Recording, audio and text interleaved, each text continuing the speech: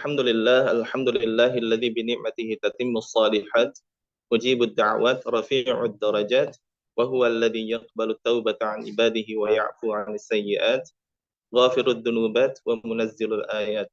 Asyhadu an la ilaha illallah wahdahu la syarika lah wa asyhadu anna Muhammadan 'abduhu wa rasuluhu la nabiyya ba'da. Amma ba'du. Hadirin yang insyaallah dirahmati Allah Subhanahu wa taala, pada pembahasan kali ini akan memuat materi dari juz 3, yakni dari Quran surat Al-Baqarah ayat 253 sampai Ali Imran ayat 91. Juz ketiga ini menjadi spesial karena banyak hal. Di antaranya adalah karena terdapat ayat kursi. Ayat yang termulia dalam Al-Quran yang terhimpun padanya setinggi-tingginya pujian. Seluhur-luhurnya sifat Allah Subhanahu wa taala. Termasuk nama Allah Subhanahu wa taala yang teragung, Al-Hayyu Al-Qayyum. Yang juga diulang di awal surat Ali Imran yang masih di juz 3. Di juz ini pula lah terletak ayat yang turun paling terakhir, yaitu Quran surat Al-Baqarah ayat 281. Ayat yang kuat sekali pesan perpisahannya tentang takwa, tentang kematian, tentang pertanggungjawaban. Di sini jualah membentang ayat terpanjang dalam Al-Quran, yaitu ayat 282. Panjangnya yang utuh sehalaman dan temanya yang terkait harta, mengingatkan panjangnya hisab terkait harta di akhirat kelak. Juz ini menerangkan bahwa kebenaran Islam begitu jelas terang benderang, sehingga untuk mengajak orang lain untuk memeluknya tidak butuh paksaan. Tetapi ingat bahwa agama yang benar di sisi Allah Subhanahu wa taala adalah Islam. Islam adalah kebenaran dari Allah, maka jangan sekali-kali ragu. Ayat Al-Quran yang mutasyabihat, samar maknanya pun jelas ketika dikembalikan kepada ayat-ayat muhkamat, ayat-ayat yang mudah difahami. Barang siapa beragama selain Islam, maka amalnya takkan diterima dan di akhirat kelak termasuk orang-orang yang merugi. Maka berpegang teguhlah pada kebenaran Islam dengan mengesakannya dalam ibadah dan menjauhi setan dan objek ibadah selainnya. Sungguh dengannya kita telah berpegangan pada tali yang kokoh, yaitu Islam. Islam insya Allah akan jaya, maka jangan bergantung pada selain Allah untuk dapat meraih kekuasaan. Allah lah sang pemilik kekuasaan absolut. Dialah yang sekehendaknya memberi dan mencabut kekuasaan. Dialah yang sesuai kebijaksanaannya menganugerahkan hikmah, karunia, dan rahmat. Semuanya di tangan Allah Subhanahu wa taala. Hadirin yang insya Allah dirahmati Allah Subhanahu wa taala. Untuk itu, para ahli kitab berkeinginan untuk menyesatkan kaum muslimin. Mereka mencampur adukan yang hak dengan yang batil. Mereka berpura-pura beriman, lalu tiba-tiba murtad dengan harapan menjadi goyahlah keyakinan kaum muslimin. Mereka sembunyikan kebenaran dan mengingkari banyak ayat Allah Subhanahu wa taala.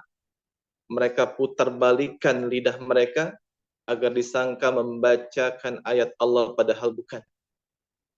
Mereka memutarbalikan setiap ayat-ayat yang mereka baca. Mereka mengklaim bahwa Nabi Ibrahim seagama dengan mereka. Padahal Nabi Ibrahim adalah seorang Muslim dan Hanif. Sekalipun demikian, bersikap objektiflah wahai kaum muslimin. Ada pula ahli kitab yang amanah. Ahli kitab pun banyak kesamaan dengan kita. Hendaknya mereka diajak kepada kalimatin sawa, kepada kata kesepakatan yang menyatukan semua, yakni tauhid. Al-Quran membenarkan Taurat dan Injil secara umum. Jika mereka enggan diajak bersatu di atas tauhid, maka tegaskanlah bahwa kita adalah Muslim. Jika mereka terus mendebat, silakan ajak mereka bermubahalah. Berbeda dengan 2 juz sebelumnya yang lebih dominan mengupas Yahudi, pada juz ketiga ini lebih fokus pada Nasrani. Meski semua sama-sama menyinggung ahli kitab secara umum. Oleh karenanya di juz 3 ini kita menyaksikan runutan kisah Maryam, kisah Nabi Yahya, Nabi Isa alaihimussalam beserta tokoh-tokoh penting di sekitar kita. Allah bawakan kisah keluarga Imran yang lama tak kunjung dikaruniai keturunan. Hingga Hana sang istri bernazar akan menyerahkan anak yang lahir sebagai pengabdi Baitul Maqdis. Tumbuhlah Maryam sebagai wanita pengabdi Baitul Maqdis di bawah bimbingan Nabi Zakaria, pamannya yang dipilih oleh Allah Subhanahu wa taala. Nabi Zakaria melihat banyak karamah Maryam sebagai wanita pilihan terbaik di masanya. Hingga ketika Allah mengkaruniai Maryam buah-buahan bukan pada musimnya, semakin kuatlah keyakinan Nabi Zakaria bahwa Allah pun mampu menganugerahi anak kepada beliau meski usia beliau dan Elizabeth sang istri sudah lansia, bukan masa produktif. Ketika beliau khusyuk berdoa, Jibril pun memberi kabar gembira kehamilan istri dari Nabi Zakaria yang langsung diberi nama anaknya dengan nama Yahya. Jibril juga mengabari Maryam akan lahirnya Nabi Isa tanpa ayah dengan kalimat kun, layaknya penciptaan Nabi Adam. Kedua nabi muda ini akan bahu-membahu berdakwah di Kekaisaran Romawi. Yahudi yang tak suka, orang-orang Yahudi yang gak suka, membuat makar dengan menebar hoax terkait mereka berdua. Nabi Yahya akhirnya dibunuh, sedangkan Nabi Isa alaihissalam diangkat ke langit untuk menyelamatkan beliau dari penyaliban. Demikianlah Allah selalu menolong mereka yang berjuang dan berkorban di jalan Allah Subhanahu wa taala. Allah balas makar jahat mereka dengan makar yang lebih dahsyat. Dia Maha Perkasa lagi atas segala sesuatu. Itu karena miliknya lah semua yang ada di langit maupun di bumi. Tidak ada yang tersembunyi darinya, walau hanya sebersit isi hati. Tetapi Allah tidak akan membebani kecuali sebatas kemampuan terbaik yang dikerahkan seorang hamba. Tidak menghukum pelanggaran yang terjadi karena lupa atau tak sengaja. Bahkan, dia pun berkenan mengampuni siapa saja yang dikehendaki. Sebagai mukmin, kita teladani Rasul dan para sahabat yang selalu mendengar, taat, dan banyak meminta ampun padanya, serta tak pernah berhenti memohon pertolongan Allah Subhanahu wa taala dalam perjuangan. Bahkan sejak awal juz ketiga ini Allah sudah memotivasi Nabi Muhammad SAW bahwa para nabi yang begitu banyak jumlahnya, semuanya meski berbeda keistimewaan dan derajat,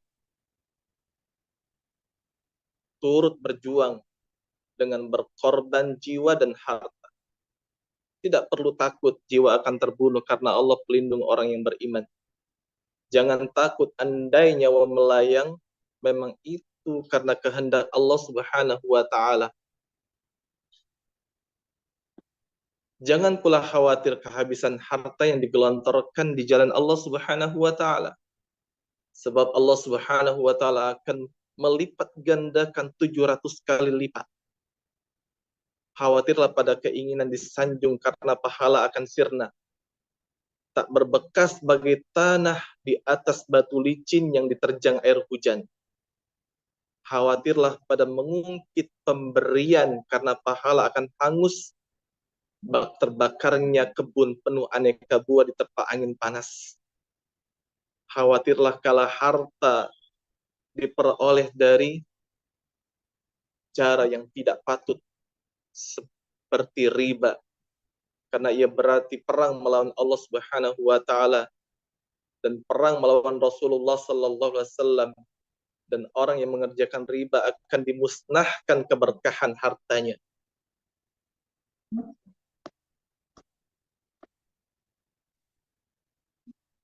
Hadirin yang insyaallah dirahmati Allah Subhanahu wa taala,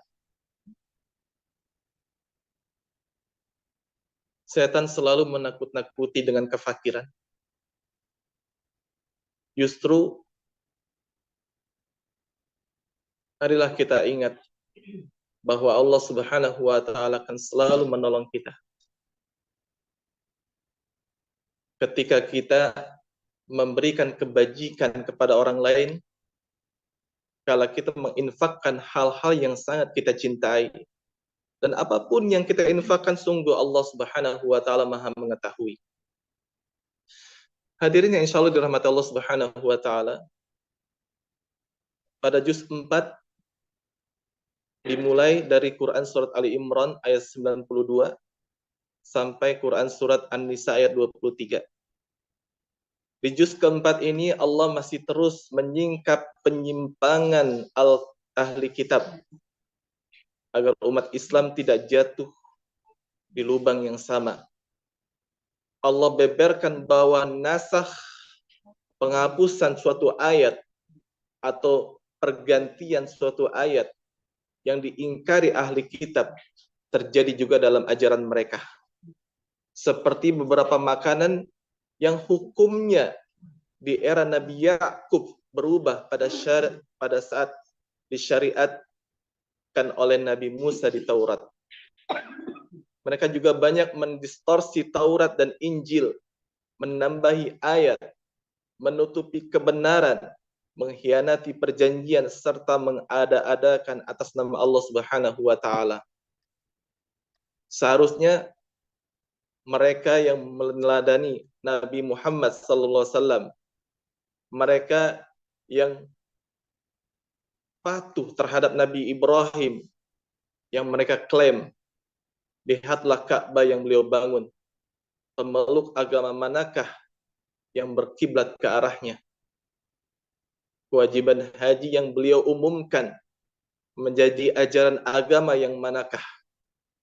Karenanya terlarang atas umat Islam mengikuti dan mentaati ahli kitab. Akan tetapi, selama kalian terus dalam bimbingan Al-Quran dan Sunnah di bawah bimbingan para pewaris Nabi, maka tauhid kita akan kokoh. Selama kita bersatu padu memegang tali Allah Subhanahu wa taala, barisan kita tak akan terbelah. Selama kita terus tegakkan amar ma'ruf dan nahi mungkar, terus menjaga hablum minallah dan menjaga hablum minan nas, maka kita akan dalam keberuntungan. Itulah sebenarnya takwa. Sungguh barang siapa bertakwa sesuai jalan umat terbaik, khairu ummah, sebaik-baik umat, niscaya putih bercahayalah wajahnya di akhirat. Kebalikannya jika ingkar, kembali berpecah belah seperti dahulu, atau bahkan mengikuti ahli kitab, justru akan menghitamlah wajahnya kelak di akhirat. Sayangnya di barisan kaum muslimin muncul golongan munafik yang begitu patuh mengikuti ahli kitab. Kemenangan di perang Badar yang juga dihadiri oleh ribuan malaikat membuat banyak orang berpura-pura beriman. Anehnya, ada orang yang malah berlebihan mencintai berkawan dengan mereka, padahal mereka sendiri penuh. Padahal orang-orang munafik itu penuh dengan kebencian kepada Islam. Buktinya, di saat genting mereka hanya duduk-duduk saja dan sibuk berkomentar miring. Mereka bahkan nyaris berhasil menghasut Bani Salamah dan Bani Harisah agar menarik diri dari pasukan Uhud. Hampir mereka menyusul ratusan munafik lainnya yang menggembosi kekuatan muslimin. Kaum munafik itu penuh su'uzon terhadap Allah dan Rasulnya. Mereka begitu penakut, enggan berjuang, apalagi berkorban. Mereka sangka kepengucutan itu akan menyelamatkan mereka dari kematian. Sungguh, andai kata mereka terus tidur berselimut di atas ranjang pun, kematian akan tetap menjemput mereka. Tetapi bukan urusanmu, wahai Rasul, mendoakan keburukan atas mereka secara rinci orang per orang. Tidak pula atas orang musyrikin. Tetaplah menjadi Rasul yang lembut dan amanah sehingga tidak lari orang di sekelilingmu karena kasarnya pekertimu. Engkaulah karunia Allah atas manusia. Teruslah ajarkan Al-Quran dan Sunnah serta sucikan jiwa mereka. Sesatlah umat manusia tanpamu, wahai Rasul. Sedangkan kalian, wahai kaum muslimin, terus saja melontarkan pertanyaan demi pertanyaan tentang sebab kekalahan di perang Uhud, terlepas dari kemenangan yang memang Allah pergilirkan di antara manusia. Tetapi kesalahan dari dalam diri kalian lebih patut disalahkan. Bukankah kalian tidak mengindahkan arahan Nabi Muhammad SAW? Jangan-jangan setelah beliau kelak wafat, kalian malah semakin jauh berbalik membelakangi keimanan. Bukan kekalahan, apalagi kematian yang menjadi masalah. Hal itu sudah biasa terjadi pada Nabi dan umat di masa lalu, terlebih dalam peperangan. Setiap yang bernyawa pasti akan merasakan kematian. Orang-orang yang terbunuh di medan jihad justru memperoleh hidup sejati, rezeki yang terus mengalir dan kegembiraan. Masalahnya adalah apakah telah nyata kesabaran dalam seleksi keimanan ini? Apakah akan ada patah arang setelah takluk? Cinta berlebihan kepada dunia memang menjadi penyebab mereka bertekuk lutut, menggoda mereka untuk memakan harta haram semisal riba dan ghanimah sebelum pembagian, mendorong mereka kikir. Dosa-dosa itulah yang memudahkan setan menggelincirkan mereka. Maka setelah itu bersegeralah mengejar ampunan Allah Subhanahu wa taala. Bertakwalah kepada Allah Subhanahu wa taala dengan cara menahan emosi, memaafkan sesama, juga tidak mengulangi dosa. Lanjutkan perjuangan meninggikan agama Allah Subhanahu wa taala. Jangan lemah, jangan bersedih. Kaum muslimin memang terbunuh dan terluka, tapi musuh pun mengalami hal yang sama. Bedanya, luka kaum muslimin berbuah surga yang seluas langit dan bumi, sedangkan mereka tidak. Lagi pula kekalahan kaum muslimin di Uhud tidak sebanding dengan kejayaan kaum muslimin di Badar. Bapak Ibu yang insyaallah dirahmati Allah Subhanahu wa taala, demikian yang dapat kami sampaikan. Mudah-mudahan ada manfaatnya. Ya, terima Assalamualaikum kasih. warahmatullahi wabarakatuh. Waalaikumsalam warahmatullahi wabarakatuh. Terima kasih Ustadz Nana. Baik, ini sudah ada pertanyaan dari beberapa jamaah Ustadz. Nanti setelah saya bacakan, mohon jawaban dari Ustadz. Dari Ibu Fitri. Assalamualaikum warahmatullahi wabarakatuh Ustadz. Di juz 3 dikatakan bahwa agama diridhoi adalah agama Islam. Bagaimana dengan yang selain agama Islam? Dan yang pertanyaan kedua, mengapa juz 3 dan juz 4 sebagian dinamakan Ali Imran? Mohon penjelasannya Ustadz. Baik. Ibu-ibu, bapak-bapak yang insyaallah dirahmati Allah Subhanahu wa taala, pertanyaan pertama adalah apakah agama-agama selain Islam itu tidak diridhoi? Ya. Di dalam surat Al-Baqarah ayat 62, di dalam surat Al-Baqarah ayat 62, innal ladzina amanu wal ladzina hadu wan nasara was sabiin Man amana billahi wal yawmil akhir wa amila salihan falahum ajruhum 'inda rabbihim wala khaufun 'alaihim wala hum yahzanun. Orang-orang yang beriman, orang-orang Yahudi, orang-orang Nasrani, orang-orang Sabi'in, mereka yang mereka beriman kepada Allah Subhanahu wa taala dan mengerjakan amal saleh, insya Allah mereka adalah orang-orang yang diridhoi oleh Allah Subhanahu wa taala. Tapi hadirin, pertanyaannya adalah orang-orang Yahudi, orang-orang Nasrani yang mana yang diridhoi oleh Allah Subhanahu wa taala? Ya. Ketika Nabi Musa alaihissalam diutus oleh Allah Subhanahu wa taala, maka yang berlaku pada saat itu adalah ajaran Nabi Musa alaihissalam.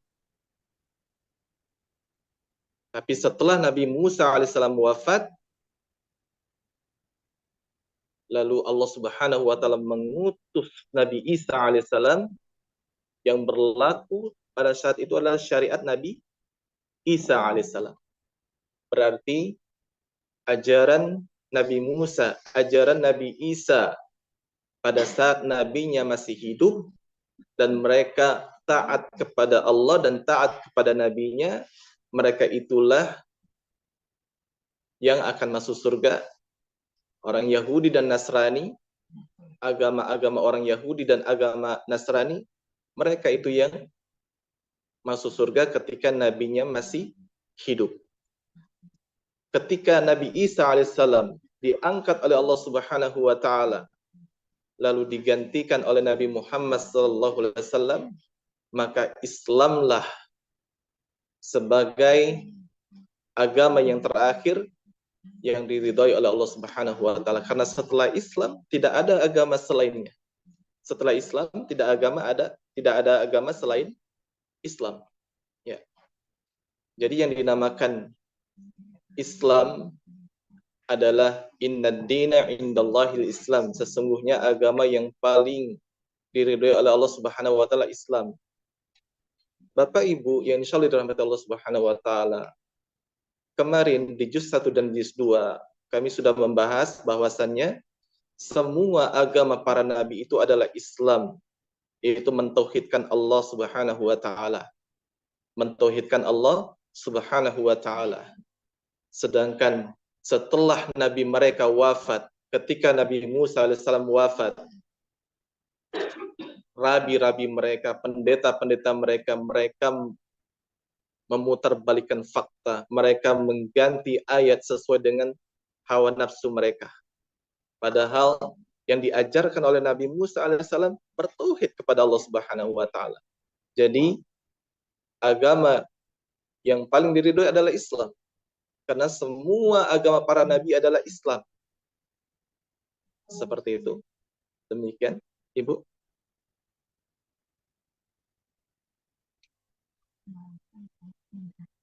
Baik Ustadz, ada pertanyaan yang kedua dari Ibu Eti Kamarudin. Pertanyaannya adalah, mohon penjelasannya apa saja yang termasuk dalam riba dan bagaimana kita menghindarinya. Silakan Ustadz. Baik. Bapak Ibu yang insyaallah dirahmati Allah Subhanahu wa taala, riba itu adalah kelebihan. Riba ada dua.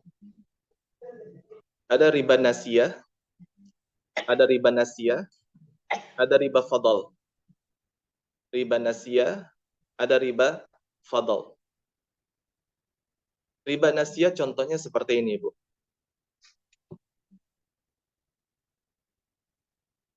Si A meminjam kepada si B. Si A meminjam kepada si B dalam jangka waktu tertentu, kemudian di awal sudah ditentukan. Saya meminjamkan kamu 500 juta, tetapi nanti kamu memulangkannya 500 juta lebih. 500 juta lebih. Kemudian riba fadl itu berkaitan dengan contohnya seperti barang sama barang, Ibu. Barang sama barang. Ya. Ketika si A meminjamkan beras 10 liter kepada si B, dan si B harus menggantinya beras tersebut lebih dari 10 liter. Dan ini adalah riba fadl. Kedua-duanya adalah riba yang diharamkan oleh Allah Subhanahu wa taala. Seperti itu, Ibu. Bapak Ibu, kalau kasus seperti ini apakah dinamakan riba? Misalkan si A meminjamkan uang sebanyak 5 juta. Lalu digantinya dengan cara mengangsur. Digantinya dengan cara mengangsur selama 10 bulan. Berarti setiap bulan berapa, Bapak Ibu? 500.000 rupiah. Lalu ketika di bulan ke-10, si peminjam ini mengatakan, saya melebihkan angsuran yang terakhir ini menjadi 600.000. Apakah itu riba? Bukan. Ya, itu adalah hadiah. Kalau riba adalah di awal, Bapak Ibu. Jadi di awal sudah ditentukan. Ketika nanti ganti harus lebih dari apa yang dipinjamkan. Tapi kalau misalkan tidak ada perjanjian di awal, kemudian di akhir si peminjam ini memberikan secara lebih sebagai hadiah, dan itu dinamakan hadiah bukan riba. Seperti itu, Ibu. Baik, Ustadz. Ini menarik ya, pembahasan mengenai riba. Tadi Ustadz bilang kalau ditentukan di awal artinya riba, kemudian kalau di akhir bukan riba. Bagaimana dengan bunga, Bang, Ustadz? Bunga bank termasuk riba, Ibu. Riba. Terus Bunga jadi bank kalau termasuk riba. misalnya para pelaku usaha gitu, jadi harus gimana Ustadz untuk naruh Bagus, uangnya supaya nggak riba? bagus pertanyaannya. Bagus pertanyaan, Bu. Bu, di Indonesia ini kita semua bank yang ada di Indonesia berinduk kemana, Bapak Ibu? Kepada BI kan? Berinduk kepada BI kan, Bu? Ya. Berbeda dengan tetangga kita, Ibu, di Malaysia. Ketika di Malaysia itu sudah sejak tahun 80-an, mereka sudah mencanangkan tentang bank syariah. Sedangkan kita di Indonesia, rencana pembukaan bank syariah itu terjadi ketika tahun 89. Dan baru terlaksana tahun 92, Ibu. Ada bank muamalat. Ada bank muamalat, Ibu. Ya. Memang kalau di Indonesia ini kita susah, Ibu, untuk terhindar dari riba. Susah bertransaksi, tetapi alhamdulillah para ilmuwan ekonomi syariah, mereka alhamdulillah sudah memberikan solusi, yaitu mendirikan bank syariah. Memang tidak 100% prakteknya, Ibu, Bapak. Memang tidak 100%. Ketika kami belajar ekonomi syariah, Masya Allah, Ibu, teori dalam bank syariah itu sesuai dengan praktek yang dipraktekkan oleh Nabi Muhammad SAW. Tetapi ketika praktek di Indonesia, susah, Ibu. Karena di sana banyak kepentingan-kepentingan. Berbeda dengan tetangga kita di Malaysia. Kalau di sana sistem kerajaan, kalau raja sudah mengatakan kita harus memakai bank syariah, kita hindarkan riba, jauhkan riba, mereka langsung sami'na wa ta'na, Bu. Tidak ada kepentingan masing-masing. Kalau di Indonesia masih banyak kepentingan, Ibu. Tetapi bagaimana solusinya? Kita niat untuk menjauhkan riba, meletakkan atau menaruh uang kita ke bank syariah, Ibu. Walaupun tidak 100%. Walaupun tidak 100%. Minimal kita ada usaha untuk menjauhkan diri dari riba tersebut, Ibu. Seperti itu, Ibu. Bagus sekali pertanyaannya. Ya. Terima Terima kasih, kasih Bu. Ustadz. Baik, Sama-sama, Ibu. ini sudah hadir juga Prof. Sandra Fikawati. Kita beri kesempatan satu pertanyaan terakhir kepada Prof. Sandra. Silakan ingin bertanya, Prof. Beliau adalah murid dari Ustadz Nana ya. Oh Ya, iya, betul. Ya, terima silakan, Prof. kasih. Mohon maaf nih tidak pakai kamera. Iya, Nggak apa-apa. terima. Ya, mungkin saya hanya bertanya sedikit mengenai tadi apa yang disampaikan dengan syahid itu, Pak Nana. Kalau itu kan syahid itu kan yang tadi dibahas itu kan terkait dengan perang ya. Nah, kalau sebenarnya di kehidupan kita sehari-hari sekarang ini, syahid itu bisa apa saja ya Pak? Karena sekarang kan banyak orang tiba-tiba, nih syahid nih, kemudian takutnya salah salah gitu persepsinya. Mungkin Pak Nana bisa menjelaskan. Terima kasih Pak Nana. Terima kasih Mbak Baik, Prof. Mega. Makasih banyak. Sama-sama, Prof. Oke, bagus pertanyaannya. Baik. Bapak Ibu yang insya Allah dirahmati Allah Subhanahu wa taala, kita artikan dulu tentang jihad. Ya. Jihad itu definisinya dari kata jahada, yujahidu. Jihadan. Ya. Bersungguh-sungguh. Bersungguh-sungguh. Apakah orang yang mati syahid? Memang orang yang mati syahid yang berjuang meninggikan kalimat Allah Subhanahu wa taala adalah orang-orang yang mati syahid yang dijamin oleh Allah Subhanahu wa taala masuk surga. Betul, Ibu. Tetapi syahid di sini bukan hanya orang-orang berjuang di jalan Allah Subhanahu wa taala, termasuk ibu yang meninggal setelah melahirkan juga termasuk syahid. Orang yang mati karena tenggelam juga dinamakan syahid. Orang yang terkena penyakit taun, wabah, kalau 2020 sampai 2000 berapa Bu? Pak? 2022 itu disebut corona. Insya Allah mereka juga syahid. Bukan hanya orang-orang yang berjuang di jalan Allah Subhanahu wa taala ketika mereka gugur lalu dinamakan syahid. Memang itu yang paling utama. Tetapi bukan hanya itu. Ibu-ibu yang meninggal setelah melahirkan insya Allah syahid. Orang yang meninggal tenggelam insya Allah syahid. Orang yang meninggal karena sakit perut insya Allah sakit. Insya Allah syahid. Insya Allah syahid, Ibu, Bapak. Kemudian selanjutnya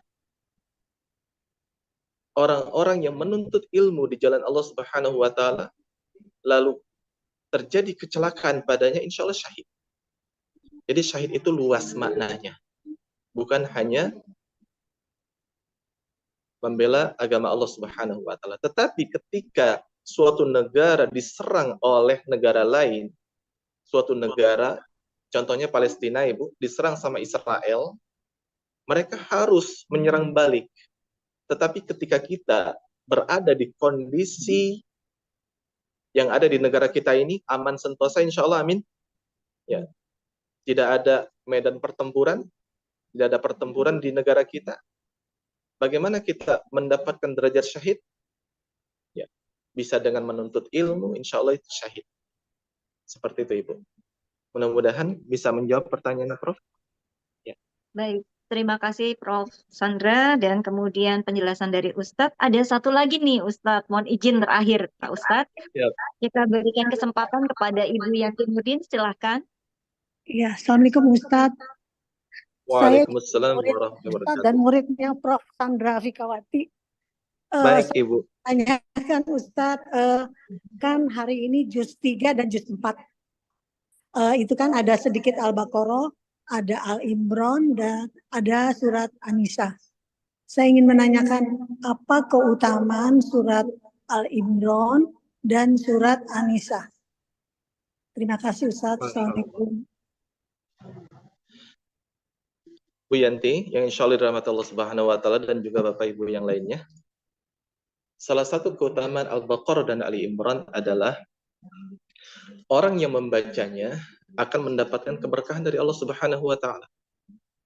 Sedangkan orang-orang yang tidak membaca, tidak pernah membaca surat Al-Baqarah dan Ali Imran, dia akan mendapatkan kesengsaraan dari Allah Subhanahu wa taala. Disebut hasrah. Hasrah itu penderitaan. Dan dengannya surat Ali Imran dan Al-Baqarah ini para dukun, para tukang sihir tidak akan dapat mengerjakan sihirnya. Tidak akan dapat mengerjakan sihirnya, Ibu.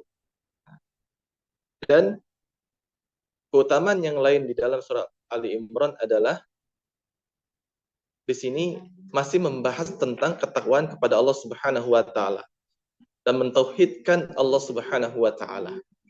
Begitu juga di dalam surat An-Nisa di awal-awal, Ibu, Bapak, itu juga menjelaskan tentang ketakwaan kepada Allah Subhanahu wa taala. Di akhir surat Ali Imran menjelaskan tentang ketakwaan kepada Allah Subhanahu wa taala, dan di awal surat An-Nisa juga ketakwaan kepada Allah Subhanahu wa taala. Dan di dalam surat An-Nisa orang-orang muslim dan muslimin dan muslimah juga dituntut agar menjauhi segala hal-hal yang diharamkan oleh Allah Subhanahu wa taala. Memang dijadikan indah pemandangan bagi seorang muslim itu keindahan dunia, harta, dan lain-lain. Tetapi orang-orang yang bisa menjaga hal-hal tadi dan bisa menjaga amanah yang diberikan oleh Allah Subhanahu wa taala, itulah orang-orang yang bertakwa kepada Allah Subhanahu wa taala. Demikian, Ibu.